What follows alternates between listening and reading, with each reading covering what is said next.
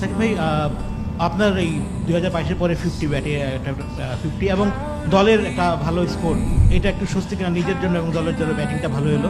আর একটা প্রশ্ন হচ্ছে যে আমাদের নেক্সট ম্যাচ নেপাল একটা ঈদের দিনে ম্যাচটা পড়ছে, ওই ম্যাচটা জিতে সবাইকে ঈদের আনন্দ দিতে যান কিনা?